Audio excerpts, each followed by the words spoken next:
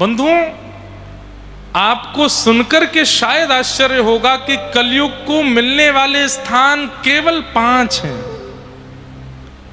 और इन 5 स्थानों से हम सब पर आक्रमण किया है कलयुग ने। कोई मैं कलयुग से बचाऊं ना, सब आक्रमित हैं उससे, सबके ऊपर आक्रमण कर चुका है कलयुग। हम सब कलयुग की चपेट में हैं, और कलयुग के स्थान केवल 5। इसका मतलब इन 5 स्थानों में से कहीं ना कहीं हमारा प्रवेश है, तभी कलयुग हम पर आक्रमण कर रहा है। और ये 5 स्थान कौन कौन से? द्यूतम पानम स्त्रियः सूना यत्रा धर्म चतुर्विध पुनश्च याचमानाय जात रूप मदात् प्रभु। सब लोग ध्यान से सुनिए। 5 स्थान जहां कलयुग निवास करता है, उसमें सबसे पहला स्थान जुआ, द्यूतम। आप लोग सोच रहे होंगे बच गए, हम तो नहीं करते।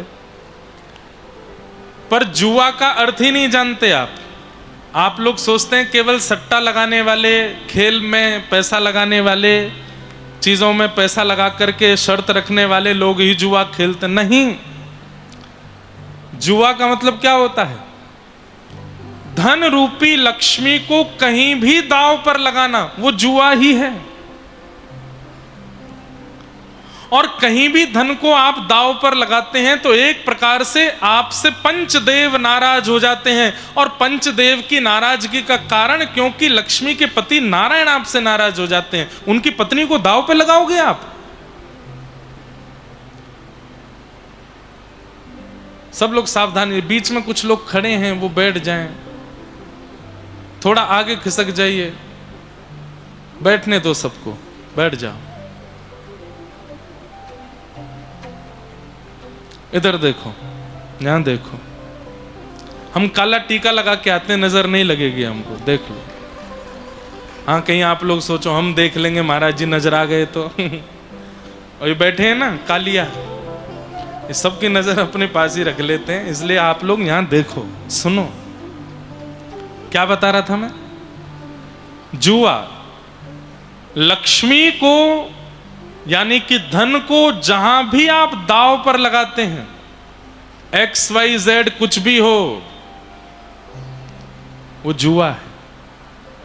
आप लक्ष्मी को दांव पर नहीं लगा सकते। जैसे ही लक्ष्मी दांव पर लगती हैं, सबसे पहले तो लक्ष्मीपति नारायण नाराज हो जाते हैं। और किसी के नाराज होने से फिर फर्क भी क्या पड़ेगा? जब ठाकुर जी नाराज हो गए आपसे, तब तो सब बिगड़ ही जाना है। लक्ष्मी को दांव पर नहीं लगाना है, जुआ नहीं खेलना। सबसे पहला स्थान। दूसरा स्थान कलयुग का है पानम, मदिरा पान। मदिरा पान, बीड़ी पान, सिगरेट पान। पान का मतलब पीना। ये मदिरा, बीड़ी, सिगरेट, तंबाकू, जर्दा और जितनी भी निकोटिन यूज्ड वस्तु होती हैं, इन सब में कलयुग का निवास है। आपकी जिह्वा पर हर वो वस्तु जाकर के पाप भागनी हो जाती है जो ठाकुर जी को भोग ना लगाई गई हो। कई जगह तामसिक वस्तु देवताओं को अर्पित करने के बाद में दे दी जाती है। कई लोग हमारे उत्तर भारत में महादेव के नाम पर भी बहुत कुछ कर लेते हैं। बोले अरे महादेव भी तो करते हैं, हम भी कर लें तो क्या बड़ी बात। मैं कहता हूं जिस दिन महादेव को तुम मिल गए तो त्रिशूल सीधा हृदय में ही घुसाएंगे। मेरे नाम पर क्या क्या करके आया है संसार में। ये तो लोगों को पता है कि महादेव भांग ले लेते हैं, ये तो लोगों को पता है कि महादेव का प्रसाद इन इन वस्तुओं का लगता है, भैरव बाबा का प्रसाद इसका लगता है, देवी मैया का इसका प्रसाद हो जाता है, ऐसा लोग बोलते हैं। तो महादेव ने विष भी पिया था, एक आध बूंद रख लो जीभ पे, वो भी लेके देख लो। और रही बात शास्त्र प्रमाणों के अनुसार कहीं भी तामसी वस्तु किसी देवी देवता को अर्पित नहीं होती है।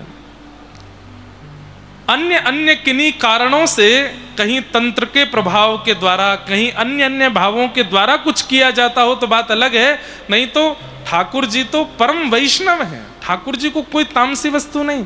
और हम तो कृष्ण उपासक, हम तो ठाकुर जी को, हम तो वैष्णव ही हैं। ठाकुर जी को तामसी वस्तु प्रिय नहीं। तो कलयुग का पहला स्थान जुआ, कलयुग का दूसरा स्थान पानम, उल्टा सीधा खाना पीना, अपने जीव पर गलत वस्तुओं को धारण करना, उससे कलयुग का प्रभाव होता है। तीसरा स्थान पर स्त्री पर पुरुष संग, पुरुष पर स्त्री के प्रति दृष्टि रखे और स्त्री पर पुरुष के प्रति दृष्टि रखे, इसमें भी कलयुग का निवास है। पतिव्रत पत्नी व्रत धारण करो, इससे बड़ा कोई व्रत नहीं है। दुनिया का सबसे बड़ा व्रत यदि कोई है तो वो क्या है? पतिव्रत और पत्नी व्रत। जिनका हाथ पकड़ करके फेरे ले लिए हैं, फिर जीवन भर वही हैं सब कुछ। पत्नी व्रत, पतिव्रत सबसे बड़ा व्रत। तो द्यूतम पानम स्त्रिय, और चौथा है सूना, यानी कि हिंसा। कलेश मत करो, लड़ाइयां मत करो, झगड़े मत करो। यदि आपके झुक जाने से झगड़ा शांत हो जाता है, झुक जाइए, मत कीजिए। मैंने कल परसों भी कहा था, ये ईगो इतना ज्यादा बढ़ चुका है हम लोगों के अंदर कि हम झुकना भूल गए हैं। स्कूल में संस्कृत जब पढ़ाते थे, छोटे छोटे बच्चों को भी ये श्लोक याद कराते थे। नमन्ति फलिनो वृक्षा, नमन्ति गुणिनो जना, शुष्क काष्ठानि मूर्खाश्च न नमन्ति कदाचन। इसका अर्थ क्या बताते थे?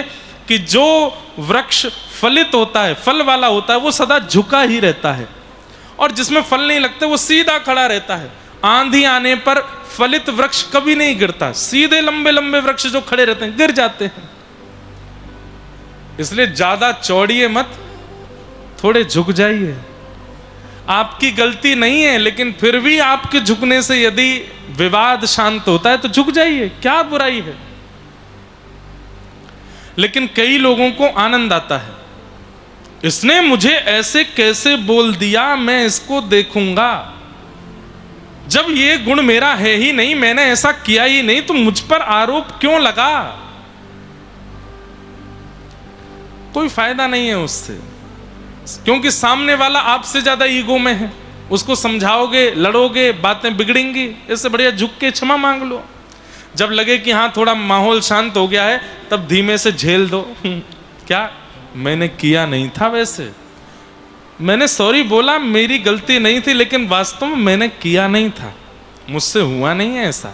आपकी इच्छा है कि आप मुझ पर आरोप लगाइए, लेकिन मैंने ऐसा किया नहीं है, धीमे से बता दो। लेकिन हम आज की डेट में दूसरे की नजर में अच्छा होना चाहते हैं, अपनी नजर में भले ही हमारी स्थिति बुरी हो रही हो, केवल इनकी नजर में और अपनी नजर में अच्छे रहिए। संसार तो आपको कभी अच्छा मानेगा ही नहीं। कल सुबह कोई आपसे आकर के कहते, बोले महाराज जी आए ना कथा करने, बोले हाँ कल रात में पी रहे थे। इतने में ही आप विश्वास और कर लोगे। आपने कहा अरे तुम बता रहे, अरे यार चाय पी रहे थे, चाय बोलना भूल गया था मैं। एक शब्द भूल गए तो आप विश्वास भी कर लोगे।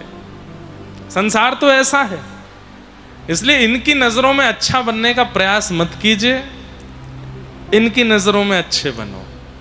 संसार तो भलाई कभी देगा ही नहीं आपको, और जो भलाई संसार दे रहा है उससे प्रसन्न होइए मत, वो अच्छी नहीं है, क्षणिक है। द्यूतम पानम स्त्रियः सूना। और पांचवा स्थान कलयुग का है बिना मेहनत से कमाया गया धन, उसमें कलयुग का निवास है। बिना मेहनत के कमाया गया। अब बिना मेहनत के कैसे कमाया जाता है वो सब आपको पता है। इन 5 स्थानों में कलयुग का निवास है, इसलिए भूल करके भी इन 5 से बचने का प्रयास कीजिए। 5 स्थान कलयुग को प्रदान करने के बाद राजा परीक्षित लौट करके जब अपने राजभवन में पहुंचे तो तहखाने में जाकर के एक मुकुट देखा। उस मुकुट को उठा करके अपने सिर पर धारण किया। वो जरासंध का मुकुट था। पांडवों ने जरासंध का वध करके उस मुकुट को ले लिया था। उस मुकुट को धारण करते ही राजा परीक्षित की बुद्धि विकृत हो गई और आखेट को वन में गए। वन में जाकर के शमीक ऋषि के आश्रम पर जल की याचना की, लेकिन जल नहीं मिला तो गले में मरा हुआ सर्प डाल दिया। क्यों? ऋषि तपस्या में बैठे थे और राजा परीक्षित बोले मुझे प्यास लगी है, जल पिलाओ। तपस्या में बैठे व्यक्ति को कभी कभी अपने तन की सुध नहीं होती।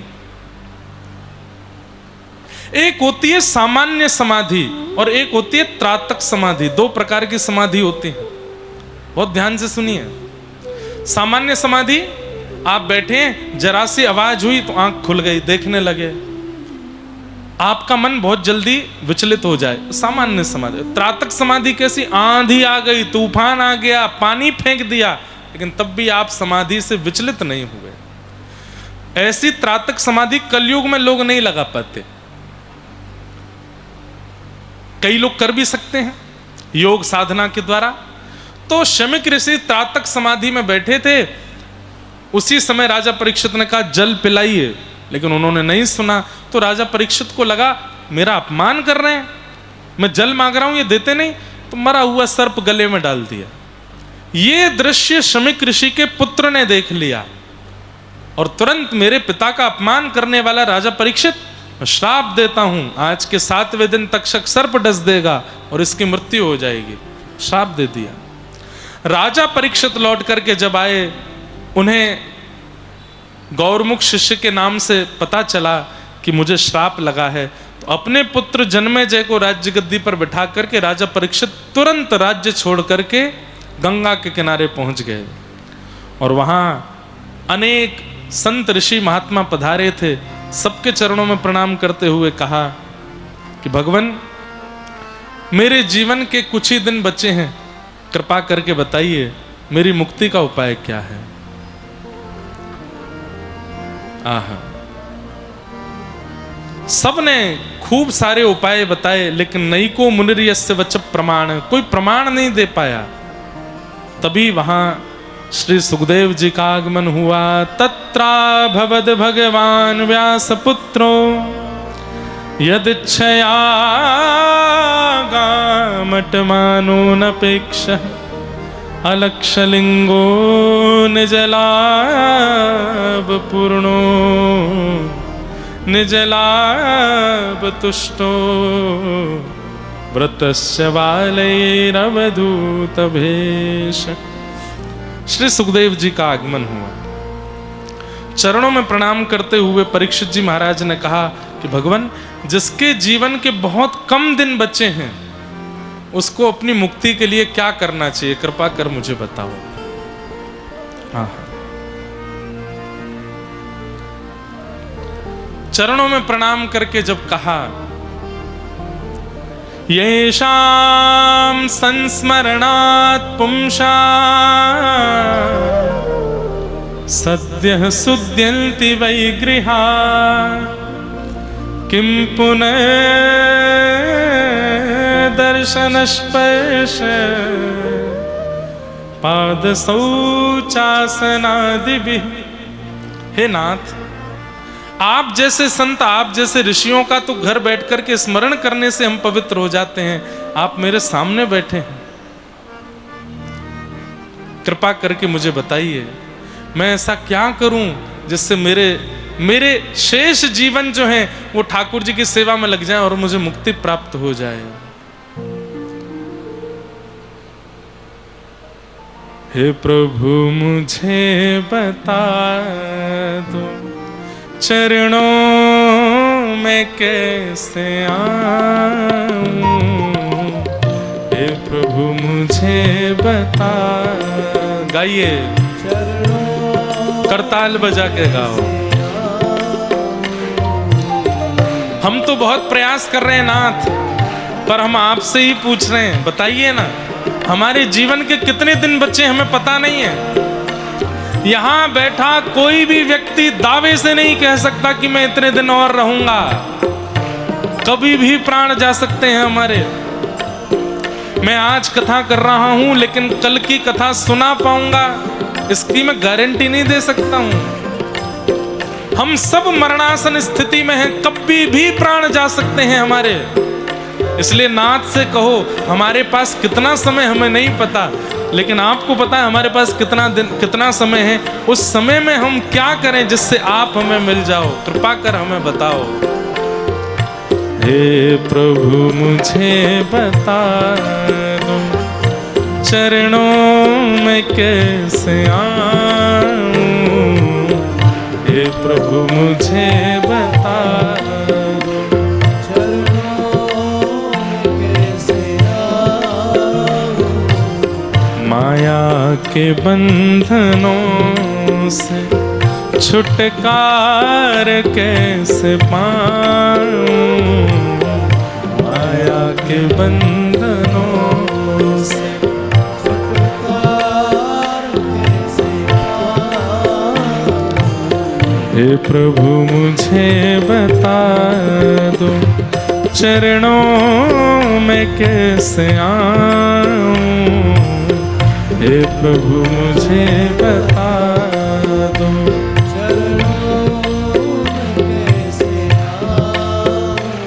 मैं हूँ पतित स्वामी। पतित मतलब पाप।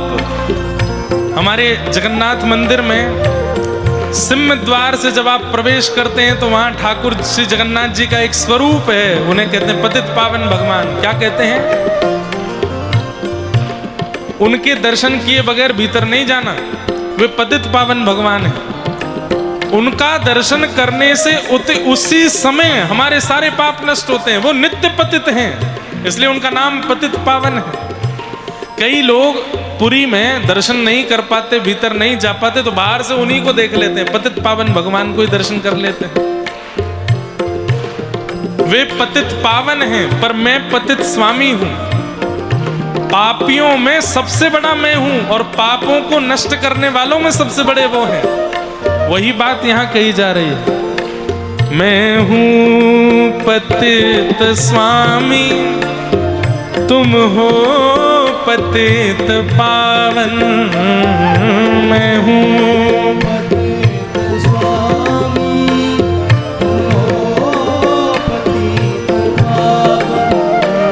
मैं हूं पतित स्वामी, तुम हो पतित पावन।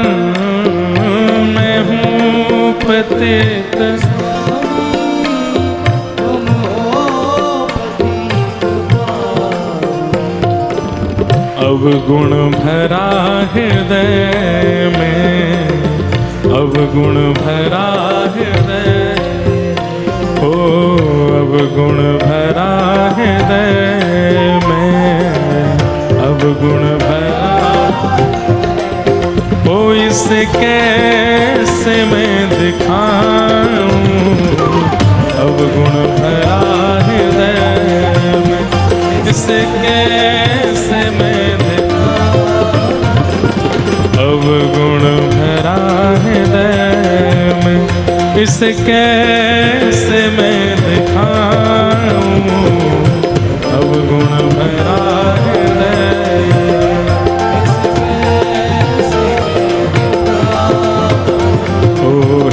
प्रभु मुझे बता दो चरणों में कैसे आऊं।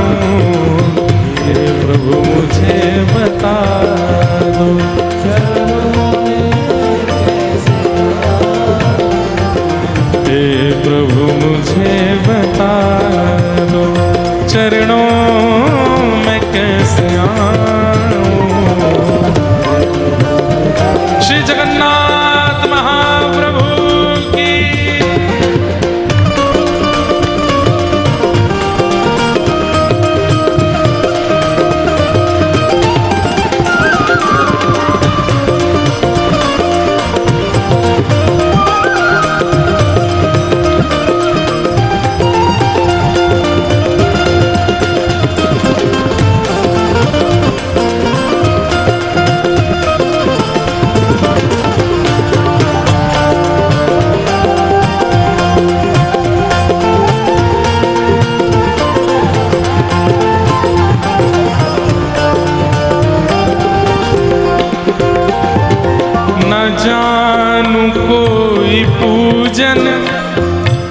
अज्ञानी हूँ मैं भगवन, ना जानू कोई।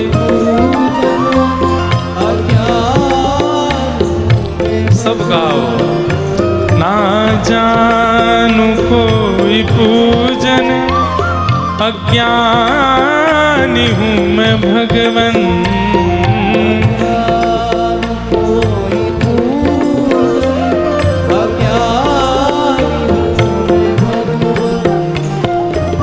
करना कृपा दयालु, करना कृपा, ओ करना कृपा दयालु, करना। ओ चरणों में सर झुकाऊं, करना कृपा दयालु।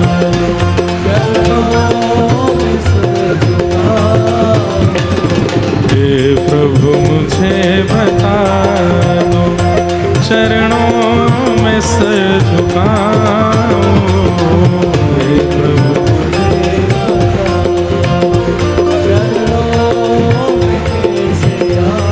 और सबसे प्रिय पंक्ति, अच्छा हूँ या बुरा हूँ, जैसा भी हूँ तुम्हारा।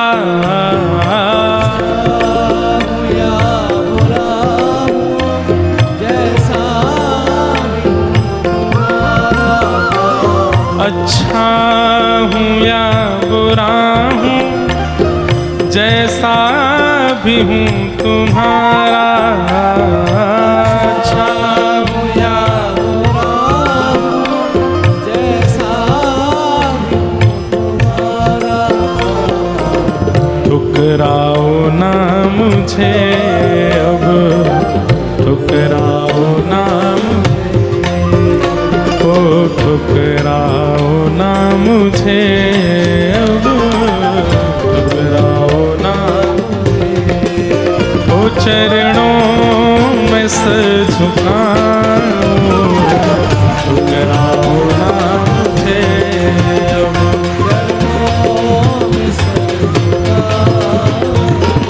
हे प्रभु मुझे बता दो, चरणों में सर झुकाऊं। हे प्रभु मुझे बता दो,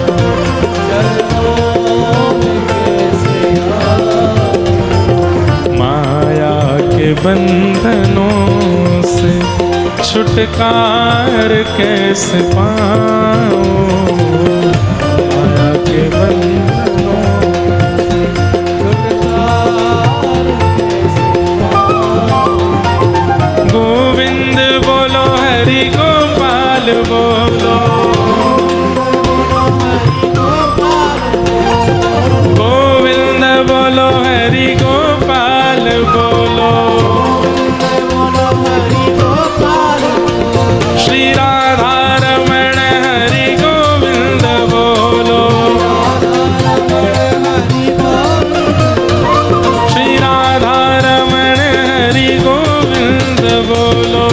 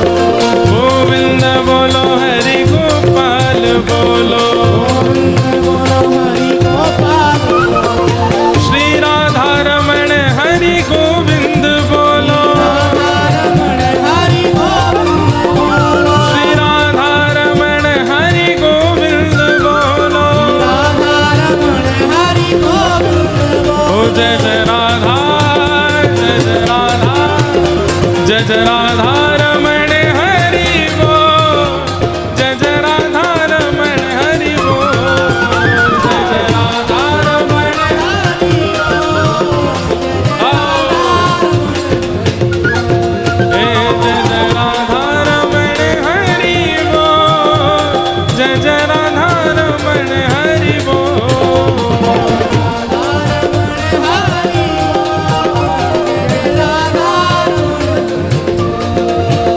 जय जय राधा रमण प्यारो राधा रमण,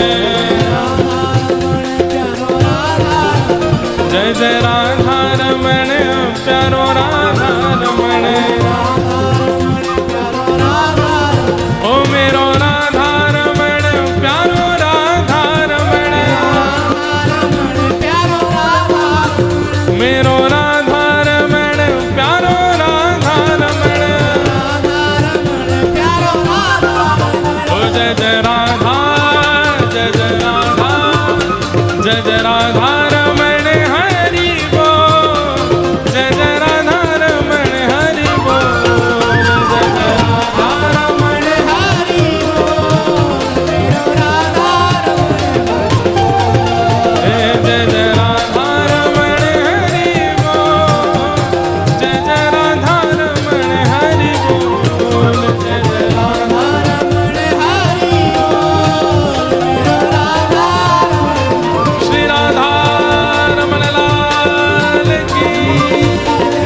जगन्नाथ महाप्रभु, जय जय श्री राम।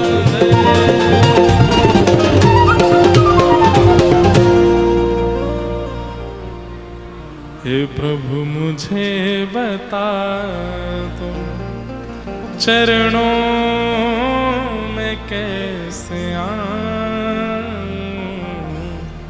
हे प्रभु मुझे चरणों में कैसे आऊं। वैसे हम ये भाव गाते तो हैं कि प्रभु मुझे बता दो चरणों में कैसे आऊं, पर वास्तविकता तो यही है कि ठाकुर जी ने ही सब जगह बताया है कि मैं कैसे मिलूंगा। चाहे भगवत गीता हो, चाहे श्रीमद् भागवत की कथा हो, चाहे रामचरितमानस हो, चाहे वाल्मीकि रामायण हो। आप सब लोग जो खड़े हो गए सब बैठ जाइए। आपकी जगह घिर गई है क्या? हाँ बैठ जाओ, सब लोग बैठ जाओ।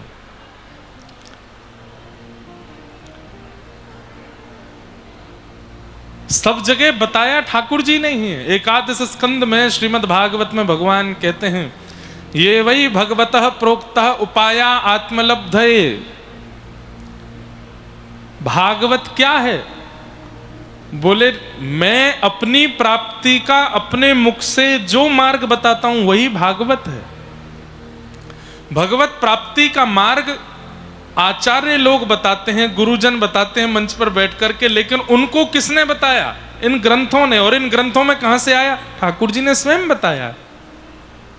मैं कैसे मिलूंगा ये मार्ग ठाकुर। इसलिए कभी भी भगवत प्राप्ति के मार्ग पर संशय नहीं करना है, क्योंकि वो मार्ग ठाकुर जी ने ही बताया है।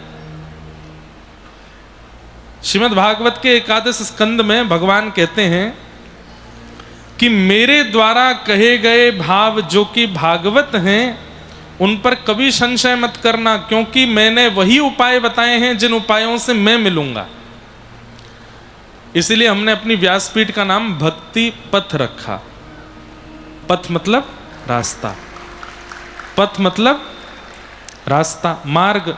और इस मार्ग को किसी कंस्ट्रक्टर ने नहीं बनाया है, किसी रोड मिनिस्टर ने नहीं बनाया है। इस भक्ति के पथ को, भक्ति के मार्ग को स्वयं ठाकुर जी ने ही बनाया है। इस पर जो चलेगा इसका गंतव्य क्या है, डेस्टिनेशन क्या है, ठाकुर जी ही हैं, खुद मिलेंगे वो। और इस पथ पर चलना कैसे चाहिए, तब भगवान स्वयं एकादश स्कंद में भागवत में कहते हैं, ये वै भगवता प्रोक्ता उपायात्मलब्धये अंजः पुंसाम विदुषाम वृद्धि भागवतान हितान धावन्निमील्यवा नेत्रे यानस्थाय नरो राजन् न प्रमादेत करहिचित् धावन्निमील्यवा नेत्रे न स्खलेन पतेदिह। क्या कह रहे हैं भगवान? सब लोग इधर देखो, ध्यान से सुनो। ठाकुर जी कह रहे हैं मैंने अपनी प्राप्ति के जितनी वाणियां, जितनी बातें कथाओं में बताई हैं, उन सब पर चलने लगो। कैसे चलो? बोले आंख बंद करके चलने लगो। धावन निमिल्यवा नेत्रे, अपने नेत्र बंद करके चलो, कभी गिरोगे नहीं। और कभी गिर भी गए तो क्या होगा? आहा नस्खलेन पतिदिह। अगर कभी गिरोगे नहीं, पहली बात तो इस भक्ति के पथ पर यदि कदापि कभी गिर गए तो उठाने के लिए मैं ही आऊंगा, मैं ही उठाऊंगा। ठाकुर जी डंके की चोट पर कहते हैं नमे भक्ता प्रणश्यति, मैं अपने भक्त का पतन नहीं होने देता, नहीं होने देता, नहीं होने देता। इसका सबसे बड़ा प्रमाण महाप्रभु जगन्नाथ, आपके परम भक्त हुए श्री बलराम दास जी। पंच सखा जो जगन्नाथ जी के प्रसिद्ध हैं, उनमें से एक सखा हुए श्री बलराम दास। बहुत ध्यान से सुनना। बलराम दास जी के चरित्र में आता है कि वो इतना अच्छा गाते थे, महाप्रभु जगन्नाथ जी के सन्मुख बैठ करके गाते थे, महाप्रभु जी उनके साथ खेलते थे। लेकिन एक बार एक बहुत सुंदर नर्तकी मंदिर में आई और वो महाप्रभु जी के सामने नृत्य करने लगे। सब लोग इधर देखो, इधर देखो, इधर देखो, पीछे वाले भी इधर देखो। कोई आवे जावे तब भी आप इधर ही देखते रहो। तो श्री बलराम दास जी का चरित्र आता है कि बलराम दास जी बहुत अच्छा गाते थे। अच्छा, एक बात आपको माननी पड़ेगी, जैसे नाम जप से ठाकुर जी मिलते हैं, यज्ञ अनुष्ठान से ठाकुर जी मिलते हैं, सुंदर स्वभाव बनाने से ठाकुर जी मिलते हैं, विचारधारा पवित्र रखने से ठाकुर जी मिलते हैं, ठाकुर जी की सेवा करने से, नैवेद्य पधराने से, अष्टयाम सेवा करने से, श्रृंगार आदि का क्रम करने से ठाकुर जी मिलते हैं। वैसे ही अगर किसी के पास में गायन की कला है, गाना जानता है, अच्छा कंठ यदि उसके पास है, और यदि वो उस कंठ से लोक रंजन ना करे, दुनिया को ना रिझाए, और अपने कंठ से यदि ठाकुर जी की सेवा करे, तो उससे भी ठाकुर जी रीझ जाते हैं, मिल जाते हैं ठाकुर जी। कुछ ना करे, केवल दिन रात ठाकुर जी को गा गा करके सुनाता रहे। दिन में उठावे तो गा करके, रात्रि सुलावे तो गा करके, पवावे तो ठाकुर गा करके। बस उसका कंठ कभी संसार के रंजन में ना लगे, तो उसके कंठ से ठाकुर जी रीझ जाते हैं और उसको मिल जाते हैं। और कई जगह तो ऐसा भी आचार्य लोग कहते हैं कि बाकी साधन करने वालों से पहले उसको मिल जाएंगे जो गा करके ठाकुर जी को रिझावे, कोई गावे।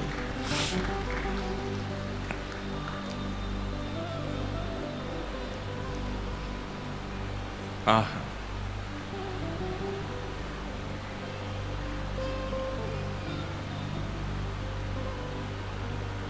अगर किसी के पास कंठ है, यहां कोई बैठा है ऐसा जो गाना जानता है,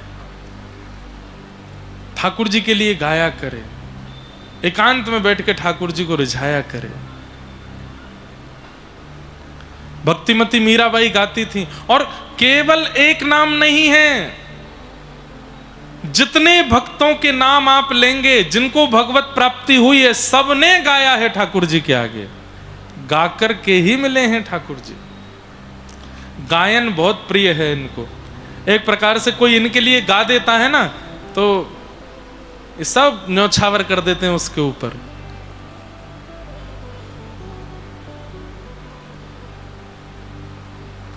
गीत गोविंद के रहस्य में कथा आती है कि जगन्नाथपुरी में एक माली की बेटी, उसको गीत गोविंद याद हो गया था और वो बैगन के बगीचे में जाकर के गीत गोविंद गाती थी। तो महाप्रभु जगन्नाथ जी मंदिर छोड़ करके सुनने के लिए आते थे और उसके पीछे पीछे घूमते रहते थे। एक दिन महाप्रभु जी लौट करके जब मंदिर आए, कपाट खुले तो सारे वस्त्र फटे हुए थे और कहीं कहीं कुछ मट्टी लगी थी, कहीं कांटे लगे थे। तो पुजारियों ने पूछा ये कैसे हुआ? तो ठाकुर जी बोले एक बालिका है पुरी में, माली की बेटी है, वो बैगन के बगीचा में जाकर के गीत गोविंद गाती है, मैं सुनने जाता हूँ। तो वहाँ बैगन के बगीचे बहुत छोटी छोटी छोटी बेल हैं, मैं इतना विशाल हूँ और वो भीतर घुस के गाती है, तो उसके संग मैं जब घुसता हूँ तो मेरे वस्त्र आदि फट जाते हैं। इतना प्रिय लगता है इनको गायन, कोई बस गा दे इनके लिए, बहुत प्रिय।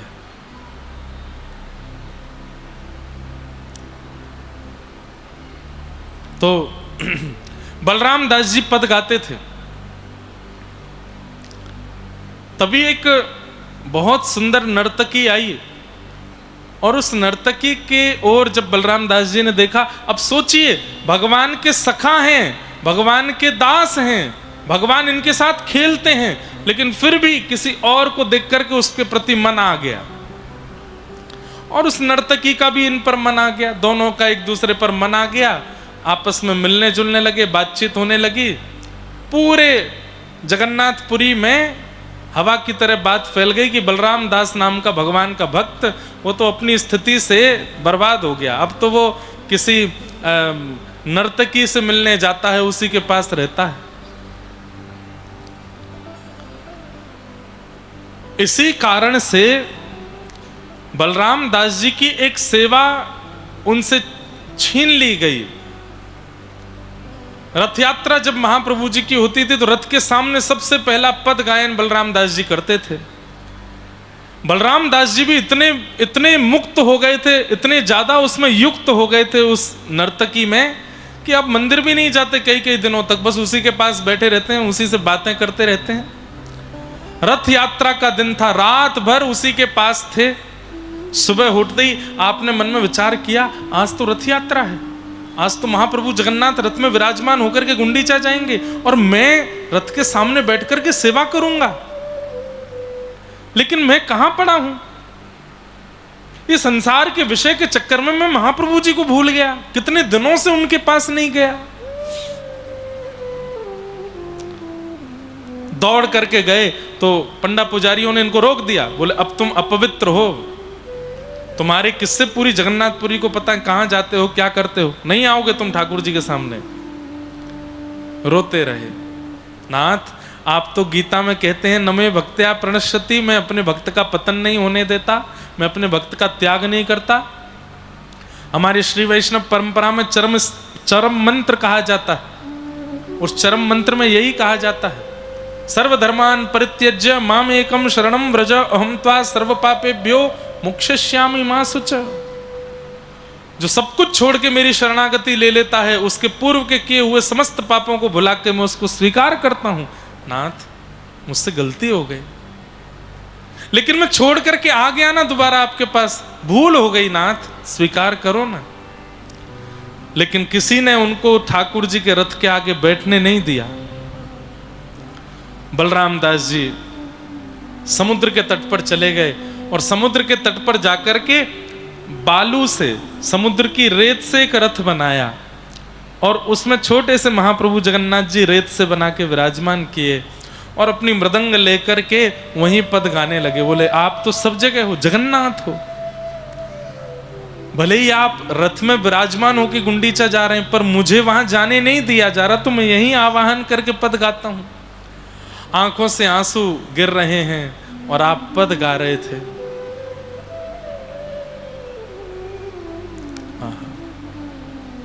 ठाकुर जी के सामने जब भाव से पद गाने लगे तो कहते हैं महाप्रभु जगन्नाथ जी का रथ रुक गया। सबने पूछा भगवान क्या बात है, आज रथ आगे नहीं बढ़ेगा क्या? सबने प्रार्थनाएं की। तब महाप्रभु जगन्नाथ जी बोले मेरी रथ यात्रा इस वक्त कहीं और हो रही है। बोले हैं ऐसा कैसे हो सकता है, कहां हो रही है?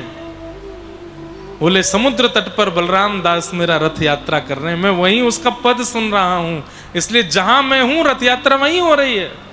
यदि यहां से रथ आगे बढ़ाना चाहते हो तो बलराम दास को लेके आओ। सबने ठुकरा दिया, सबने निंदा की जिस बलराम दास की। ठाकुर जी ने उनको फिर बुलाया और बलराम दास जी सन्मुख आए और आकर के कहा अब छोड़ के नहीं जाना हमको, चलो गाओ पद।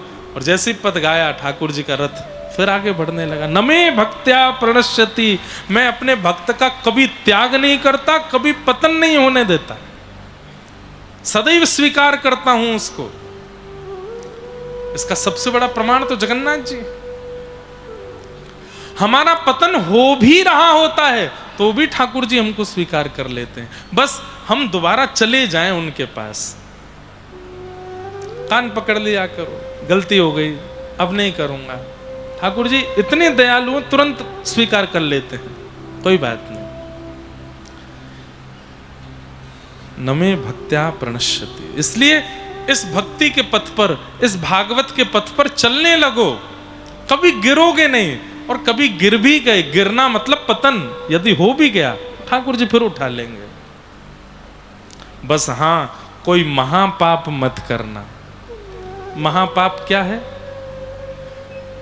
भक्ति का चोला पहन के, वैष्णव का चोला पहनकर, व्यास का चोला पहनकर, संत साधु महात्मा का चोला पहनकर किसी व्यक्ति के साथ दुर्व्यवहार, स्त्रियों के साथ दुर्व्यवहार, बच्चों के साथ दुर्व्यवहार, और ये सब महापाप की श्रेणियां, मांस भक्षण आदि। वैष्णव बनने के बाद ये सब मत करना, नहीं तो ठाकुर जी कभी स्वीकार नहीं। रावण का आज तक दहन होता है दशहरा मैदान में, क्यों? साधु का रूप बना के गया था सीता जी का हरण करने। इसलिए भक्ति रूप धारण किया है, वैष्णव बन गए हो तो मर्यादा में रहना। थोड़ा बहुत ज्यादा अपराध, बड़े बड़े पाप यदि आपसे हो गए तो आप पाखंडी माने जाओगे, और ठाकुर जी उसको कभी स्वीकार नहीं करते। छोटी मोटी गलतियां हो जाती हैं, ठाकुर जी स्वीकार कर लेते हैं और सुधार देते हैं। परीक्षित जी महाराज बैठे हैं, सुखदेव जी महाराज उन्हें कथा सुनाते हैं। वरीयाने शते प्रश्न कृतो लोक हितम नृप, आत्मविद सम्मतः पुंसाम श्रोतव्या दिशु यपर। तुमने जो प्रश्न किया वो उचित है, पर 7 दिन में मुक्ति की कामना मत करो। ये तुम्हारे जीवन के 7 दिन बचे, बहुत ध्यान से सुनिए सब लोग। तुम्हारे जीवन के 7 दिन बचे हैं।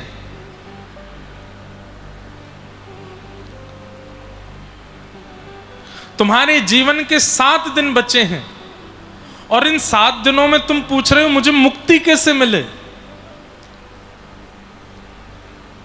मैं चाहूंगा कि तुम ये ना पूछो कि मुक्ति कैसे मिले, ये पूछो भक्ति कैसे मिले। क्यों?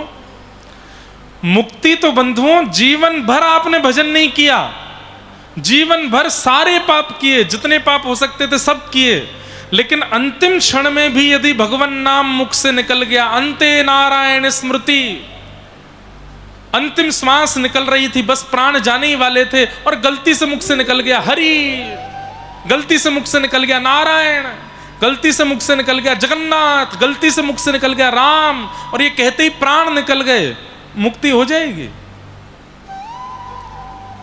जीवन भर अच्छा कर्म नहीं किया, लेकिन मृत्यु के समय यदि भगवत स्मरण हो जाए तो मुक्ति हो जाती है। पर ऐसी मुक्ति चाहिए क्यों? मुक्ति रावण को भी मिली है, मुक्ति कंस को भी मिली है, कुंभकर्ण को भी मिली है, पूतना को भी मिली है, शूर्पणखा को भी मिली है। जीवन भर जो भजन नहीं करते, अंत में गलती से मुख से भगवान नाम प्रकट हो जाता है, पहली बात तो होगा ही नहीं, और यदि हो गया तो मुक्ति मिलने में भी सेक्शन है।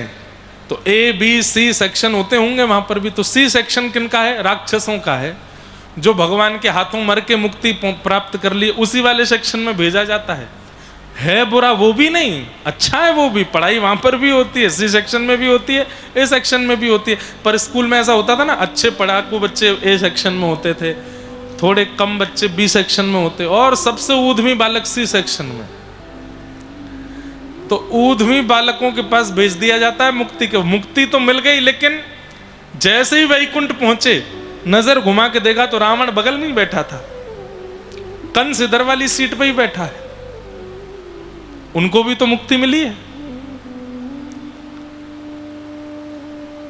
मुक्ति तो अंते नारायण स्मृति, अंत में नारायण का स्मरण कर लो तो मुक्ति मिल जाती है। तुम्हारे पास 7 दिन है परीक्षित, मुक्ति मत मांगो, भक्ति मांगो। भक्ति से क्या होगा?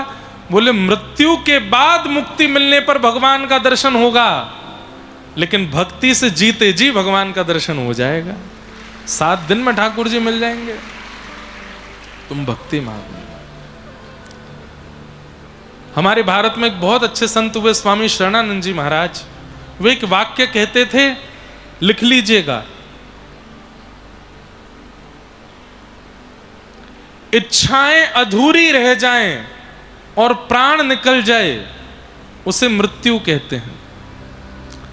इच्छाएं अधूरी रह जाएं और प्राण निकल जाएं उसे मृत्यु कहते हैं। पर इच्छाएं पूरी हो जाएं और प्राण ना निकलें उसको मुक्ति कहते हैं। इच्छाएं सब समाप्त हो गई, अब कोई इच्छा नहीं है मेरी, ना अच्छा खाने की इच्छा, ना पहनने की, ना इससे मिलने की, ना इसको प्राप्त करने की, अब कोई इच्छा मेरे चित्त में नहीं है और मैं जीवित हूं, इसी को मुक्ति कहते हैं। राजन, तुम मृत्यु की बात क्यों करते हो? 7 दिन तुम्हारे पास बचे हैं, इन 7 दिनों में तुम भक्ति मांगो, भक्ति की याचना करो।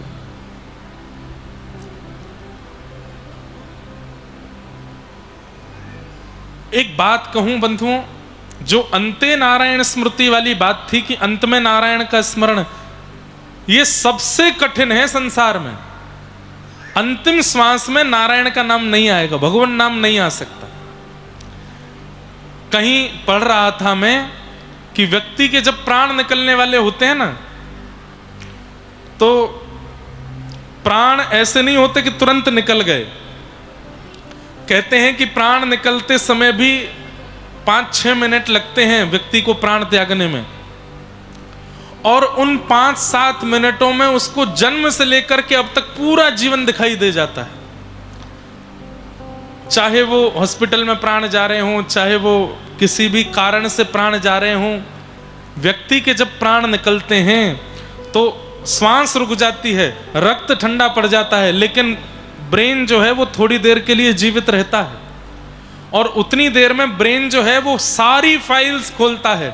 इतनी तारीख को तुम्हारा जन्म हुआ, ये तुम्हारी माँ थी, ये तुम्हारे पिता थे, इतने बड़े होकर के ये तुम्हारी बहन थी, तुम इस वाले स्कूल में गए थे, फिर इस कॉलेज में गए थे, वहाँ तुम्हारे इतने मित्र थे, उसके बाद तुमने इसके साथ ऐसा किया वैसा किया, इससे तुम्हारा ब्याह हुआ, इतने तुम्हारे बच्चे हैं, सब याद आता है। जो आपने कभी सोचा भी नहीं था वो भी याद आ जाता है, आपके जीवन की बात। लेकिन मैंने सुना है कि उन अंतिम 5-7 मिनटों में आपने भगवान नाम लिया था, भगवत दर्शन किए थे, ये याद नहीं आता।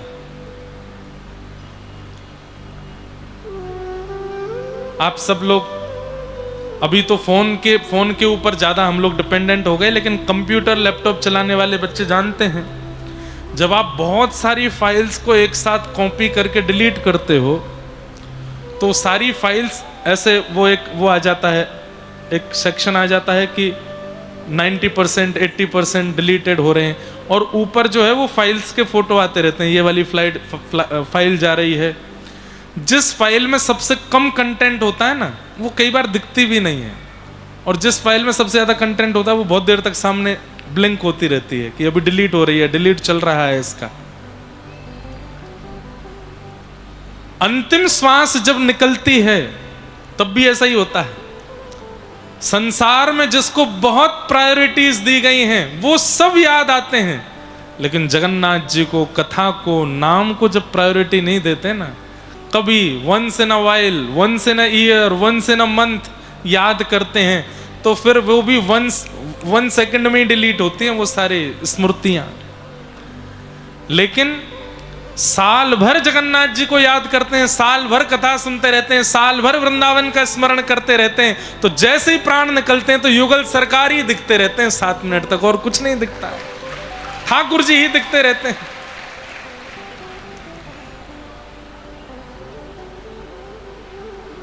पीतांबरी कसी हो, मुखड़े पे एक हंसी हो, छवि मन में ये बसी हो, जब प्राण तन से निकले, इतना तो कहना स्वामी, जब प्राण तन से निकले, गोविंद नाम लेकर, जब प्राण तन से निकले।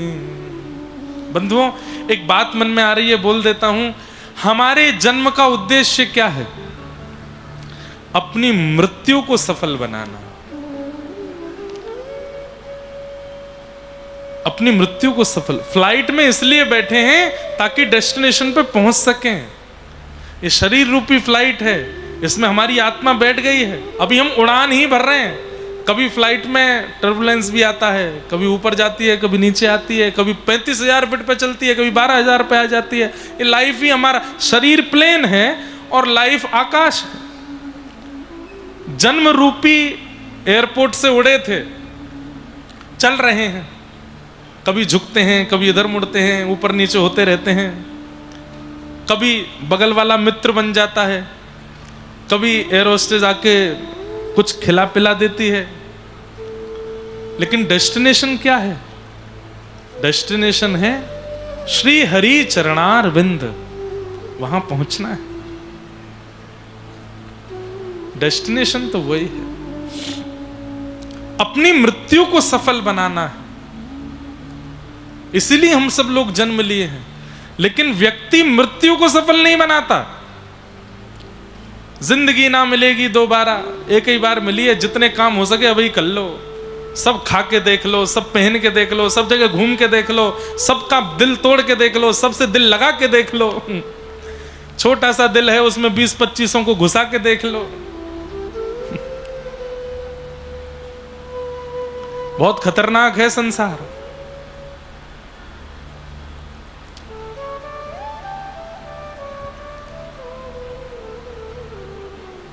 हम आज को जीकर, ऐसा कहा जाता आज में जियो, आज में जियो। अरे ठीक है, आज में जियो, पर चिंता करते रहो, मृत्यु कभी भी आ सकती है। वो सफल होनी चाहिए, वो अच्छी होनी चाहिए। मृत्यु सफल नहीं हुई तो पूरा जीवन व्यर्थ हो जाएगा। अंत खराब तो सब खराब, और अंत भला तो सब भला। अंत मृत्यु ही है, और वो सफल कैसे बनेगी? हरेर नाम, हरेर नाम, हरेर नामैव केवलम, कलौ नास्त्यैव नास्त्यैव नास्त्यैव गतिरन्यथा। हरि का नाम वही है जो मृत्यु को सफल बनाने वाला। खूब हरि नाम जपो। मैया तेरे पांव पड़ूं एक बार, हरि बोल मैया तेरे। श्री नित्यानंद महाप्रभु, चैतन्य महाप्रभु, नित्यानंद महाप्रभु द्वार द्वार जाते हैं इसी बंगाल उड़ीसा में। उस समय पर कोई हरि बोल, कोई भजन नहीं करता था। जगन्नाथ महाप्रभु के अति प्रिय और श्री कृष्ण राधा तनु श्री चैतन्य महाप्रभु ने आज्ञा की है, सबसे हरि नाम बुलवाना है।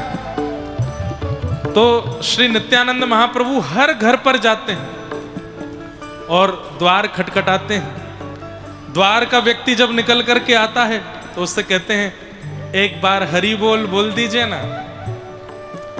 घर का व्यक्ति बोलता हरि बोल। अच्छा, घर में कितने लोग हैं, सबको बुलाइए ना, सब एक एक बार हरि बोल दो।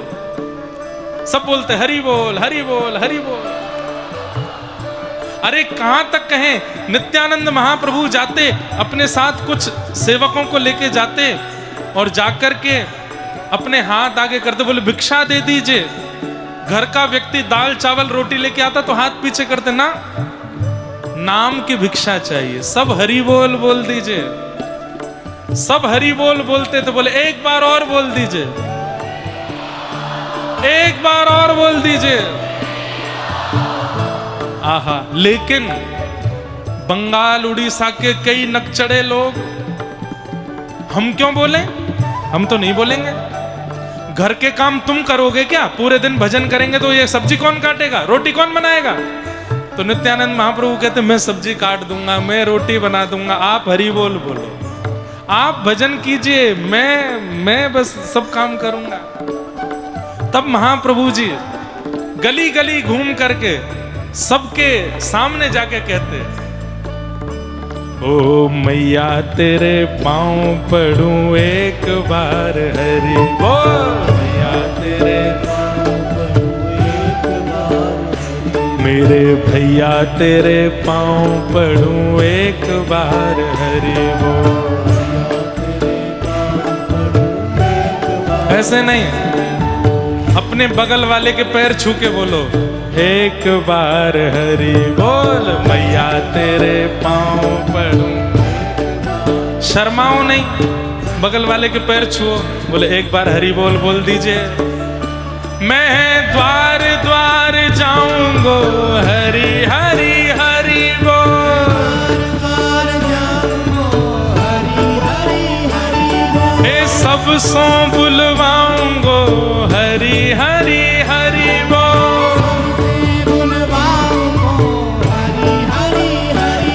हे द्वारे द्वारे गाऊंगो हरि हरि हरि बोल,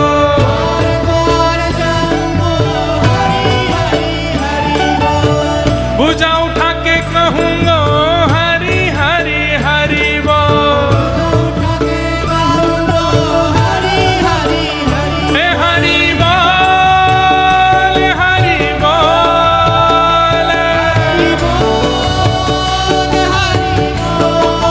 हे हरि बोल हरि बोल,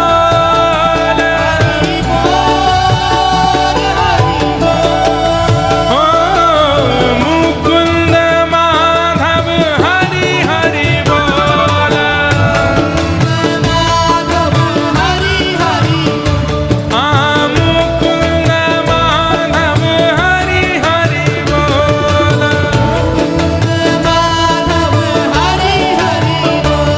हे मैया तेरे पांव पड़ूं एक बार हरि बोल,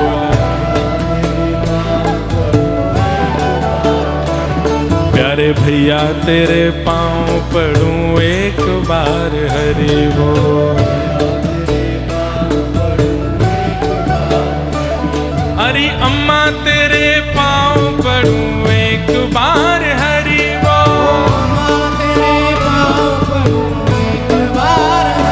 प्यारे बाबा तेरे पांव पड़ूं एक बार हरि बोल,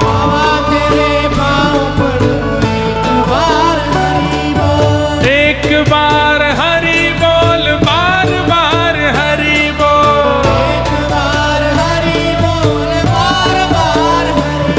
यम द्वार नहीं जावे गो तू एक बार हरि बोल, हो यम द्वार नहीं जावे गो तू एक बार हरि बोल,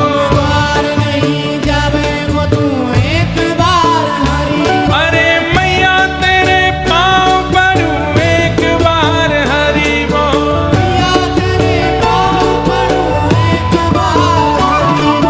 भुजा उठाऊंगो हरि हरि हरि बोल,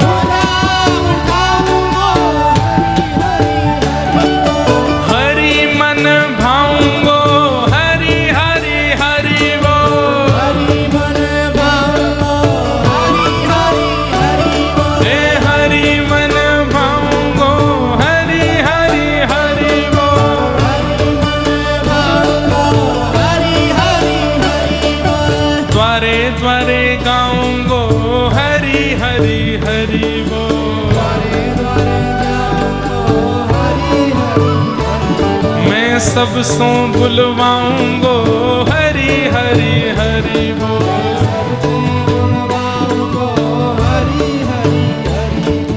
प्रेम दाता निताई बोले हरि हरि हरि बोल। हाँ प्रेम दाता निताई बोले हरि हरि हरि बोल।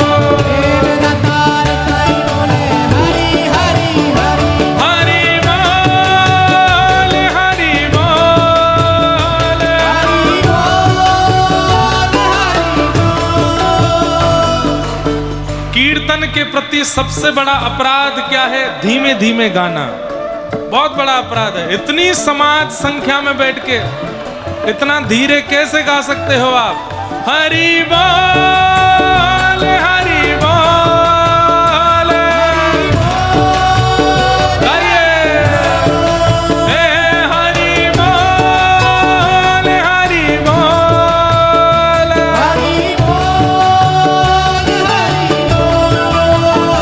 हे मुकुंद माधव हरि हरि बोल। हाँ मुकुंद माधव हरि हरि बोल।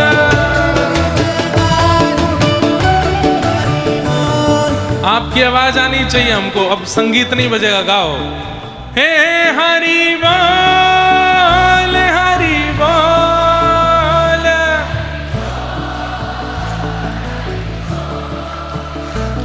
ऐसा लग रहा है कि 10 15 20 लोग गा रहे हैं क्या?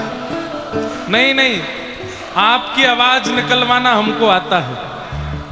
हम निकलवाना जानते हैं। कैसे गाओगे? जगन्नाथ।